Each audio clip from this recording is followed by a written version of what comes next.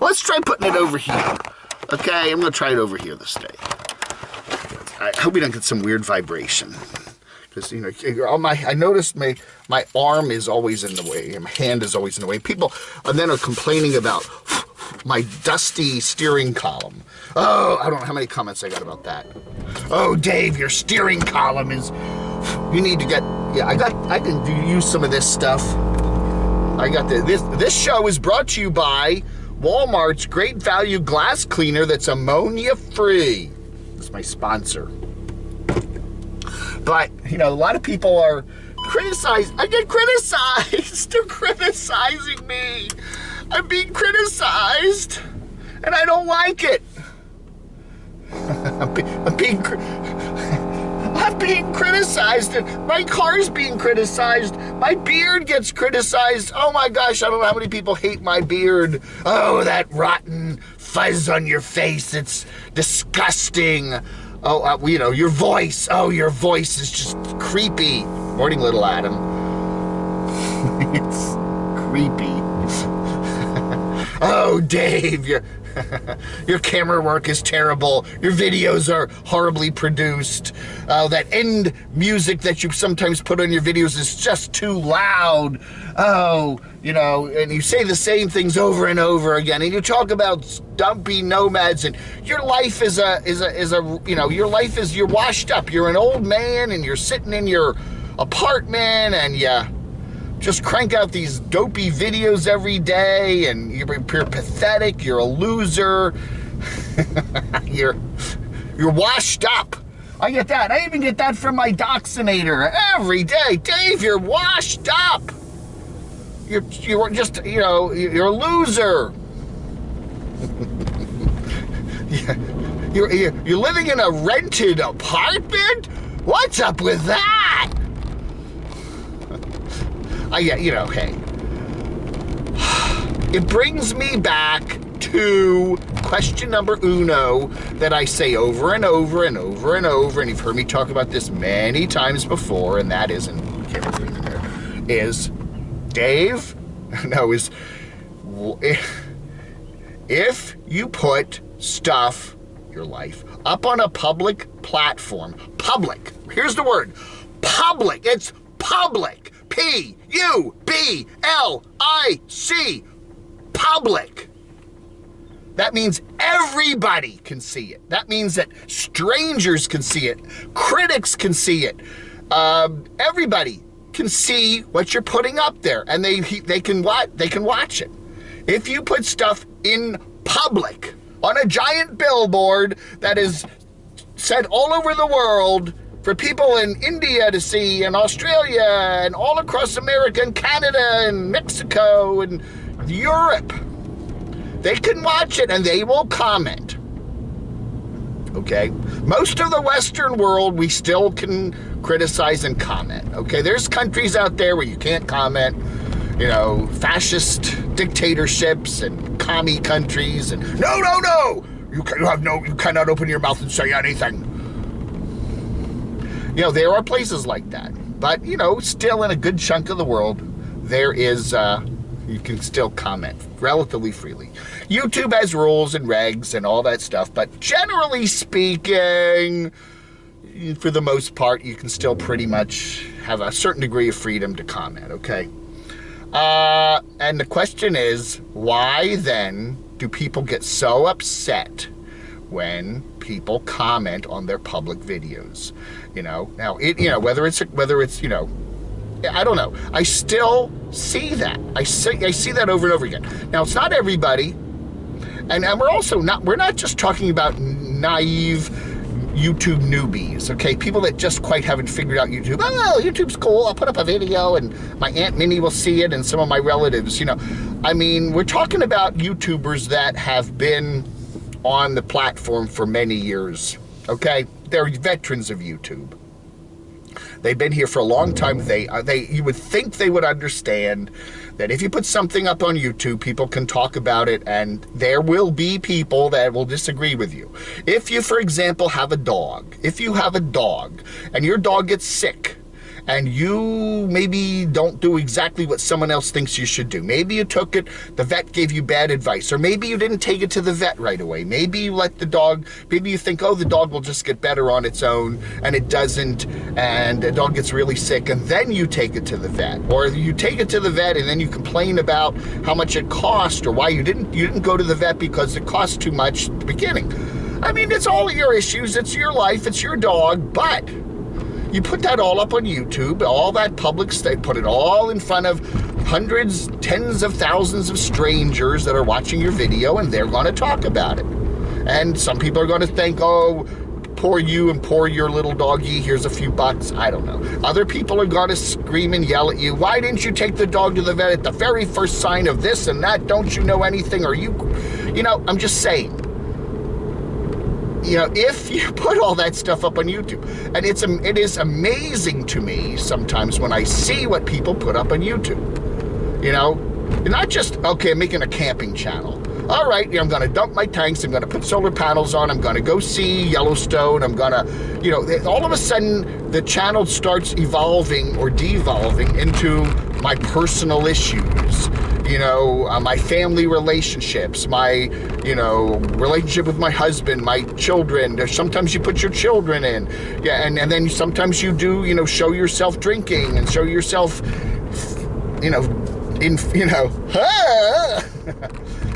you talk about your medical things. Oh, and how many times have we seen people doing videos from the ER and from ambulances even? We've seen all that. And that's okay, you know, if you want to do that, that's up to you. It's a free-ish country, and you can do that. But then, please, understand that if you put it in public, people are going to talk about it. There are people, that I don't think they can afford psychiatrists or shrinks or whatever, and, you know, they kind of talk about all their issues out there on their YouTube channels. And that's cool. I think that's cool. You know, other people can, you know, watch them and stuff like that. But at the same time, you know, they're going to get critics. They're going to get people that are going to say, well, you know, you should have done this, you should have done that, you maybe should be doing this, you shouldn't talk about that, you know. And then you got people like me who have this big banner on their forehead, I'm a critic. I'm a critical channel. You know, I mean, I do show a good chunk of my life. You know, I don't put my personal relationships on this channel. I specifically don't do that. You do see my apartment. You do see the town I'm living in. You do know some history about me that I'm a web developer of very minor talent. I have had a media website for many years, you know. One of the things the media website did, and it was good for me, I've been running it now for almost 30 years, since 1997, or, you know, 25 years. And that is, it toughened me up. You know, I got in so many fights with radio media personalities in the DC area doing my website that, you know, nothing really bothers me. It just doesn't. People would scream and yell at me. There was one DJ that gave out my personal phone number, and I was getting phone calls in the middle of the night, and he was talking about, you know, saying awful things. You know, this was back when my mom was alive and I was taking care of her. And he would say horrible things about me and my mother and all this other stuff, you know, and I could have probably, you know, gotten him in big trouble with the company. It was CBS Radio, big company. I could have probably, you know, I wouldn't necessarily have gotten a lawyer, but I probably could have gotten some, you know, some settlement out of CBS Radio for some of the absolute horrible crap he was saying about me. But again, I'm a public figure, I'm a critic, who knows? But at the same time, you know, it just toughened me up. So I listen to some of this stuff and I just go, oh, people think they're going to like say something about me that's going to like faze me. It really doesn't. I've heard everything and I don't care. And the other thing I think that helps me out too is it's just me, okay? You're not going to be criticizing my friends and my family because I don't put them in the videos, okay? But anyway, you know, you do put a lot of stuff up there in the public, and then you get upset when the critics talk about you. And not just the critics. In fact, the critics, I think, are fairly tame. It's the regular people. And that's another aspect of what's going on here on YouTube, is that, you know, you get these fans that really get angry, okay? They get really angry. And then they focus on somebody, you know? I mean, we see this all the time. You know, there is a certain troll, we call them trolls, but they usually just ordinary people. And they come on YouTube and they put comments in, we don't like you. Okay, fine. Or the channel I cover, we don't like this certain nomad. And then it's like every day they have to say it again and again and again and again and again and again. And then they've done research into this certain nomad and they have to tell me, okay, he's had a court history, he's got this, he's got this, he's got a family, he's got child support, he's got this, he's got a court order, he's got whatever. And they just keep going on it and they never drop it. And sometimes I block them because they just get boring. But you have it on both sides. You have people that insist on putting their private information or way too much information on YouTube, you know, and they know, and they've been doing it for years, and they should know better. And then there are other people who just want to never stop talking about them. They just get to the point where they just don't like them. And it's not just I just don't like you. It's they just keep going and going and going and going and going and saying the same stuff over and over again. I don't know. I am going to walk into Wally World now. You know what? I don't have to wear a mask. That's right. We don't have a... They got rid of most of the mask mandates here, especially if you've been vaccinated. So I can just walk in without my mask on. I do have a mask in my pocket, and I will maybe wear it if I feel like I need to, but I'm going to try not wearing it today. Now I'm going to get a lot of hate messages. I know. Go ahead. Fire away. Camo Dave said he's not wearing a mask into the Walmart. Like, because I've been fully vaccinated. Okay, there's a guy in a big... okay, I'm not going to show that his license plate. He's in this beautiful big Ram pickup truck with a big flag on the back. Yeah, I don't know. What's he buying at Walmart at 8:12 a.m.? Okay, I'll be right back.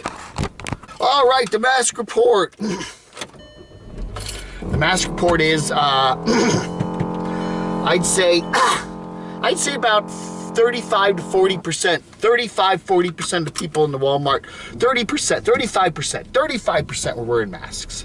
The majority of people, the shoppers anyway, were not. And that's the first time I've been in my local Wally World where the majority of people were not wearing masks. Last time I came in, which was after the revised mask mandate, which is if you've been vaccinated, you don't need to wear a mask, and unless the store requests it. They don't have the signs on here to request it anymore, so there was about 60%. It was about a week ago when I was in Wally World, so it's down to about 35% right now. All the employees had it on, had a mask on, but the customers, it was kind of nice. You didn't feel all hot and sweaty, you know. And I go to, the one reason I do do my shopping at like 7:30, 8 o'clock in the morning is because I like to get in before everybody is spread their germs. But I got the shots, double shots, triple shots. No, I take 2 shots of vodka before I go over to Walmart. No, I don't. I got 2 shots. I got my 2 Pfizers, and so everything's cool. So anyway, I completely lost my train of thought now. Golly. Anyway, you know, the other thing is that getting back to our topic here was the fact that people want to criticize me for being a critic because they say, you know, critics, and the critics get this complaint everywhere they go, whether you're a movie critic, whether you're a sports critic, whether you're, you know, a book critic, whatever kind of TV critic, whatever you criticize, you know, they all say, well, you know, critics can't do, they just talk about doing. Critics, you know, nomadic critics, I can't, you know, I'll honestly admit that I would probably make a very, very bad nomad, okay? I would be a bad nomad. I would be not very good at it. I wouldn't enjoy it. What is it about me that I enjoy watching people be nomads? Maybe it's because intrinsically I wouldn't be good at it. I wouldn't be good at living in a car or pooping in a bucket or staying in campgrounds and, you know, that kind of thing. I would not enjoy that. I am not a particularly good person at solo traveling. I'm just not. You know, I'm not. I enjoy traveling with other people. It's not because I don't like the driving. I do not like driving on freeways and interstate highways. I do not like that, okay? I'll admit it. I'm a guy. What kind of a guy are you? Well, I don't like, you know, when you're driving down 80 miles an hour and big trucks are passing you and I don't enjoy that. I do not enjoy that. You know, it's one reason why I do not like living in the DC area, because there's all these freeways and highways and toll lanes and trucks and construction, never-ending construction, and I hate driving like that. This is fine, driving on a nice little town like this on a Sunday morning, very cool. Going up on a mountain road, very cool. I enjoy that, okay?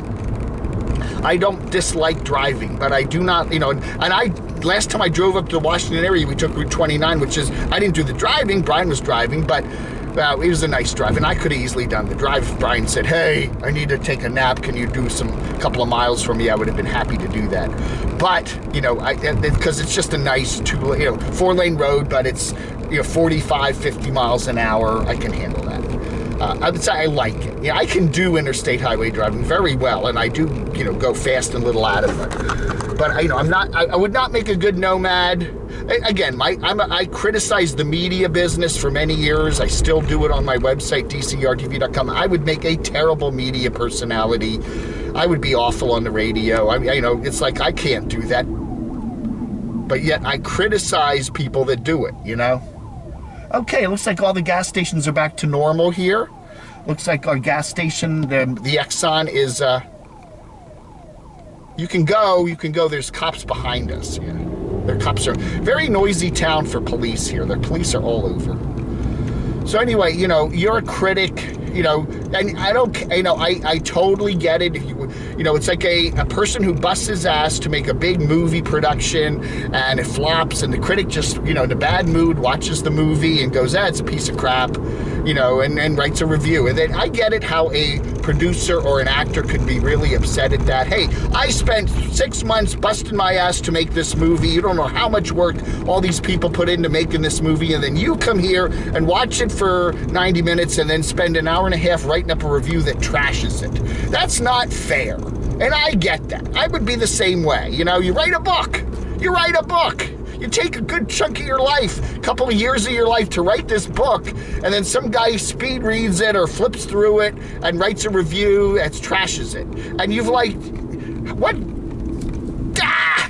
That is the frustrating thing. And then because he wrote that trashy review, your sales of your book are going to be way down. I get it. I totally understand why people don't like critics, critics are losers. I agree. Critics are just losers. But, hey, some people participate, some people like to watch, and some people, certain things. That's just the way it is.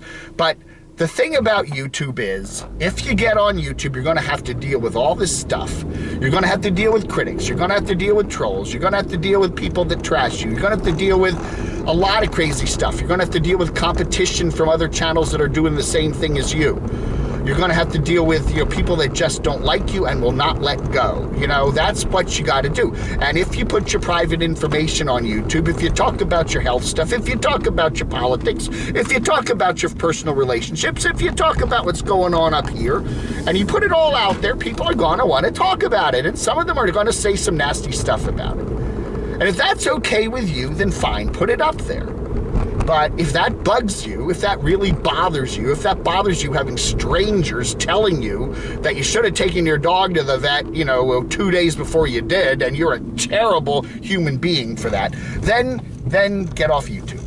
And people do that. They find something they don't like about me, and then it's like, it's not just, I don't like your beard. It's, I don't like your beard because you are a horrible human being because you have that crummy, ugly beard, and you don't deserve to, whatever. I mean, that you get that. It's not like, gee, sir, kind sir, I don't like your beard. Do you like my shirt? I want to thank Patrick. Patrick's on my website. Really nice guy on my website. He always sends me nice donations on my website, and he sent me a batch of shirts today, and this is really cool. This is a really cool. I think the station was somewhere in Iowa. I got to look it up. Anyway, this is a really nice shirt, and I really like it. So thank you, Patrick. It's very nice of you. Alrighty, everybody, that ought to do it for today. I'm back at the parking lot, and so you have a wonderful rest of your Sunday. It's going to start getting hot here. We've been trying to go without the AC now in my shared apartment for quite a while now, but I think we're going to, I actually sneak up in the middle of the night and turn it on because it gets hot in my windowless room. my shared apartment.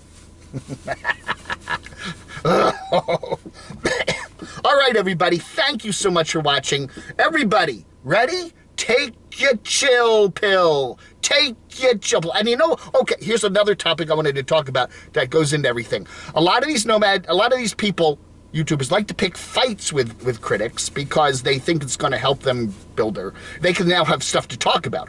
This critic trashed me. He said horrible things about me. Ba-ba-da-boo-ba-da-boo. And then people come over to my channel and go, well, where is it?